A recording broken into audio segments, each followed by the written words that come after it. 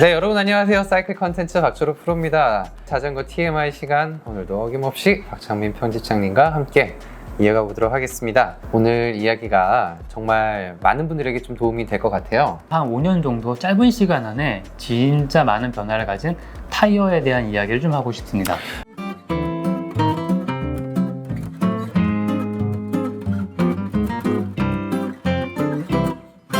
전 세계적으로 자전거의 타이어의 트렌드가 완전 바뀌어버렸습니다. 옛날에는 얇은 게 잘 나간다, 네. 빠르다, 얇은 타이어에 막 맥시멈 PSI까지 막 쑤셔놓고 그렇게 라이딩을 했었는데, 그런데 지금은 어떤가요? 지금은 타이어가 엄청 빵빵해요.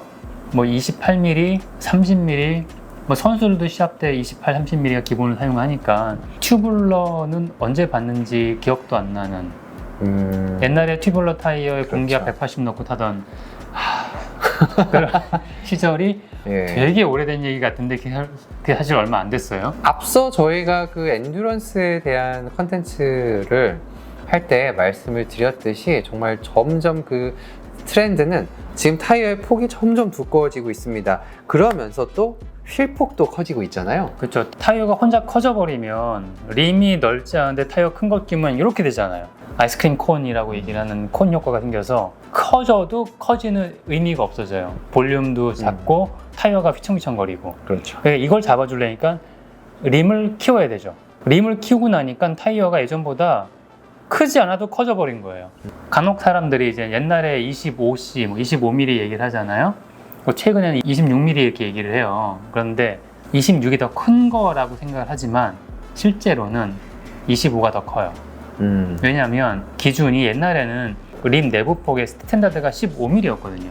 근데 지금은 그 기준이 거의 19mm예요. 그러니까 19mm 스탠다드 림 폭에다가 25를 끼면 26이 넘어버려요. 그러네요. 네. 네, 전에 15mm에다가 꼈을 때 24mm가 나온 거를 19mm에 끼면 그게 한 26mm 되거든요.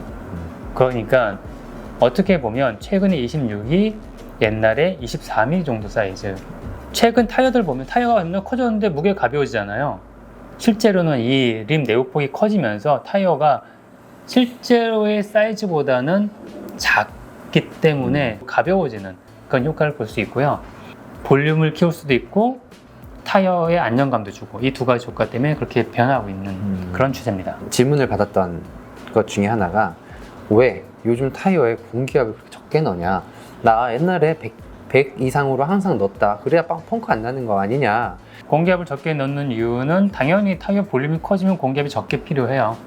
그거는 타이어 안에 들어가 있는 공기압 볼륨 때문에 그런데 타이어가 작았을 때 공기압을 많이 넣어야 되고 커지면 적게 넣어도 실상 거의 비슷한 압력을 갖게 되거든요. 근데 공기압을 적게 넣게 되면 스피드에 대한 수능성이 좋아져요. 노면을 부드럽게 입고 가면서 빠르게 그렇죠. 가는 거죠. 네. 그렇게 해서 승차감도 좋아지지만 속도에 대한 수능성이 좋아져서 전반적으로 빨라지는 그런 효과를 볼 수 있는데 그러려다 보니까 볼륨이 커지고 튜블리스로 넘어가는 거죠.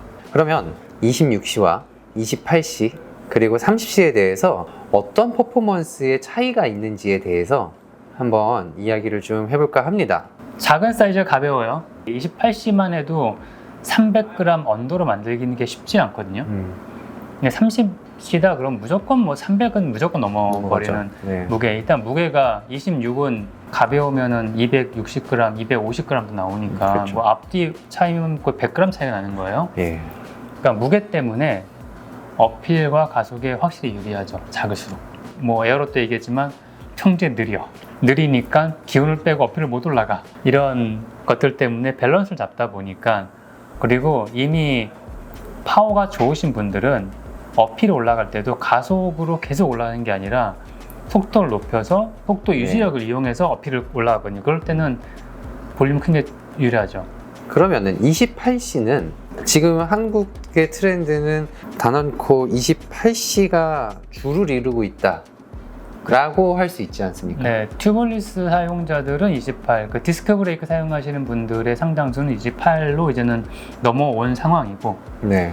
제가 봤을 때는 어떤 해외 트렌드, 일단은 선수들로 보면 이제 뭐 타데이 포가차라든지 그런 친구들 지금 30C를 주로 애용하고 있고, 앞 타이어는 28C, 뒷 타이어는 30C를 쓰면서 투르 드 프랑스에 나오는 그런 투어 선수들도 지금 다 30C로.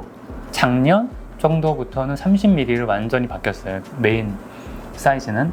그리고 선수들도 써보니 30mm 타이어가 이미 많이 가벼워졌고, 앞뒤 다 안 쓰고 앞에는 28mm만 돼도 이 승차감이 충분히 나오니까 힘이 좋으니까 뒤에다가 30mm 써서 그립력을 확 높이겠다는 거죠. 접지력에 대한 퍼포먼스, 결국에는 30C가 접지력에 대한 퍼포먼스는 가장 좋다. 그렇죠. 이게 타보시면 아시는데 26 타다가 28을 쓰면 아 좋아졌다라는 느낌이 좀 나요. 근데 이게 와 되게 좋아졌다는 느낌이 사실 그냥 주면 잘 구별 못할 만큼 30으로 가는 순간 딱 알아요. 평지를 갈 때 뭐가 미끄러져 가는 기분. 쫙 가요 그냥. 그런 느낌. 네. 저도 되게 궁금합니다. 저는 되게 가볍게 세팅을 해서 라이딩을 하는 스타일이라서 주로 이제 26C를 사용을 하고 있고, 아직까지 30C를 사용해 본 적이 없어요. 네. 그러다 보니까 저도 되게 좀 궁금해졌네요. 그러면 자전거 타이어는 또 언제가 적정한 교체 주기인가에 대해서 좀 한번 얘기를 해봐야 될 것 같은데요. 보통 많이들 알고 계시는 교체 주기는 뭐 한 5,000km 정도.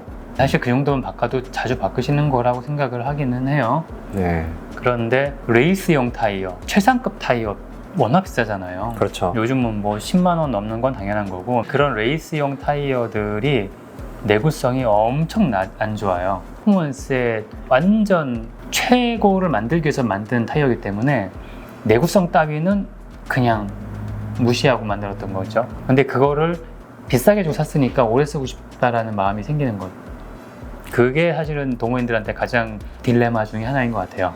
그런 것 같습니다. 제가 타이어를 또 양수에서 많이 하다 보니까 오시는 분들 보면 레이스 타이어인데 트레드가 완전 거의 다 이제 깍두기가 된 거예요. 너무 많이 쓰셔가지고. 그렇죠. 근데 안 바꾸려고 하시는 거죠? 비싸니까. 비싸니까. 근데 굳이 비싼 걸 쓸 필요가 있냐 이거예요. 동호인의 어떤 입장에서는 굳이 좋은 이런 타이어가 과연 필요할까? 좋은 타이어를 쓰면 빨라요. 그런데 선수들처럼 교체할 만한 여유가 없다 그러면 제가 추천하는 거는 거기서 한 단계 낮은 타이어, 하이엔드나 중급 타이어, 이런 것들은 내구성에 초점을 맞추거든요.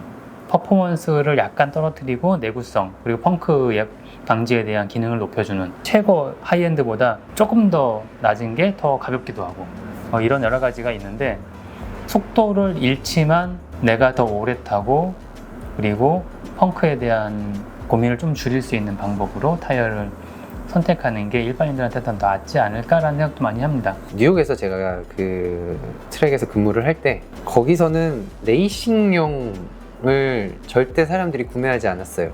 펑크가 너무 많이 나서 아예 그냥 펑크를 방지하는 그 기능이 들어간 타이어를 주력적으로 사람들이 많이 구매를 하고, 또 샵에서도 그 제품만 주구장창 판매를 하더라고요. 특히나 이 뉴욕 같은 경우에는 길이 너무 안 좋아가지고 펑크가 많이 나는데, 근데 뭐 사실 한국 같은 경우에는 펑크가 잘 나는 곳이 아니에요. 조건이 도로가 좋은 편이죠. 네. 한국은 해외랑 비교를 하면 중상위권은 되는 것 같은데, 우리가 자전거를 타는 환경을 생각을 했을 때 나는 그냥 데일리 그냥 이따금씩 라이딩하는 라이더다 그러면은 뭐 교체 주기 한 1년 정도 잡고 뭐 중급 타이어 고르시고, 그렇게 하면은 금전적인 부분에서도 조금 부담이 줄고 더 오래 쓰실 수도 있고, 또 성능도 괜찮은 중급 타이어들도 많잖아요. 네. 지금 저희가 이제 말씀드리는 이 내용은 많은 이제 평균적인 이런 동호인 분들에게는 아주 좀 적합한 팁인 것 같습니다. 또 여기서 이제 레이싱을 하시는 분들이 있단 말이죠. MCT 레이싱 또 나가시는 분들. 근데 그런 분들에게 또 이렇게 꼭 드리고 싶은 팁이 또 있습니다. 뭐 레이싱용 타이어들은 신선한 게 좋아요, 확실히. 컴파운드가 워낙 예민하기 때문에 컴파운드가 생산된 시기로부터 조금씩 안 좋아지기 시작을 하거든요. 산화가 되면서. 물론 새 타이어들은 보관을 위해서 겉에 이게 막이 쌓여 있어요. 그래서 그 막이 도로에서 한 20km 정도 라이딩을 하면 그 막이 없어지면서 실제 이제 컴파운드가 실력을 발휘하기 시작을 하는데, 그래서 레이싱용 타이어 쓰시는 분들은 새 거로 시합을 나가지 마라. 연습은 한 20km 해라. 그렇게 얘기를 하죠. 타이어의 컴파운드가 온도에도 민감하고 진짜 여러 가지 민감한 요소들이 있는데, 그런 거 있잖아요. 간혹가다 타이어 재고가 남아서 팔아야 될 때 내가 이 타이어 좋아하니까 쟁여놔야지. 여러 개 샀는데 그 타이어 쓰는데 한 2년 걸렸어. 2년 후에 써도 되나 싶어요. 타이어 사실은. 이렇게 휘어보면 갈라지지 않을까요? 할인하는 타이어는 내가 지금 바로 쓰겠다 정도 수준일 때는 정말 싸게 사서 바로 쓰시는 건데, 그걸 미리 사서 쟁여놓겠다라는 거는 안 좋은 생각이라고 생각을 합니다. 그래서 저 같은 경우에는 그래요. 그 동호인 분들은 그냥 적당한 아주 비싸지 않은 타이어를 선택을 하셔서 정말 휘뚜루 마뚜루 쓰시고 뭐 스키딩도 하시고 그렇게 해서 부담 없이 쓰시고 또 부담 없이 교체하시고 이렇게 사용하시는 게 사실 제가 봤을 때는 이상적인 것 같습니다. 그렇게 타는 게 오히려 재밌게 타는 방법일 거라고 생각을 해요. 속도가 조금 떨어지더라도 저렴하니까. 자, 여기서 속도가 조금 더 떨어지더라도라는 거는 동호인 분들의 어떤 그 평균적인 기량을 생각을 하면 거의 차이를 시속 한 1, 2km? 느끼기가 힘든 35km 달리는 사람이면 3, 4km 정도 그 정도나 많이 난다고요? 날 수도 있어요. 속도가 빨라질수록 그렇죠. 빨라질수록은 개입이 그래요. 커져요? 네. 근데 우리 그 평균적인 동호인 분들은 뭐 평속이 한 25, 30 내외 25, 30이면 사실 뭐 차이 없잖아요. 0.51 네. 정도 차이가 날까? 거의 뭐 차이 거의 없다. 진짜 빨리 가시는 분들은 좋은 타이어 쓰셔야 돼요. 맞습니다. 그리고- 퍼포먼스를 위해서. 네. 네. 내 퍼포먼스로 희생해야 될 거는 시간과 돈이라는 거. 간지에는 또 요게 들어가기 때문에 네. 그러니까 네. 이런 퍼포먼스는 또 결국에는 또 간지 아닙니까? 그렇죠. 네. 마지막으로 뭐 레이스 타이어 쓰시는 분들은 타이어를 6개월 이상 쓰지 마십시오 라고 제가 얘기를 하거든요. 욕 되게 많이 먹어요. 벌써부터 댓글이 달리는 소리가 들립니다. 네. 어떻게 보면 라이딩의 양에 상관없어요. 6개월에 내가 탄 게 1000km밖에 안 된다? 그래도 바꾸라고 저는 얘기를 하거든요. 근데 내가 한 달에 뭐 한 3000km 탔다? 한 달 만에 바꾸셔야죠.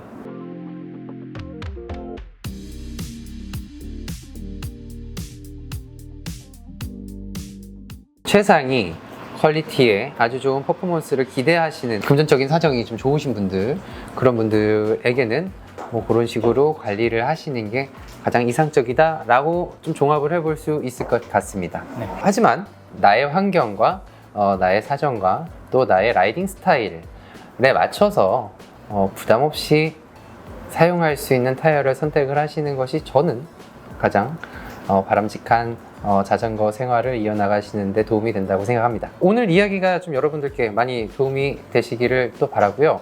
그러면은 자전거 타이어의 트렌드에 대한 이야기를 오늘 해봤는데요. 많은 분들께 도움 되길 바라면서 오늘 영상은 여기까지 하도록 하겠습니다. 감사합니다.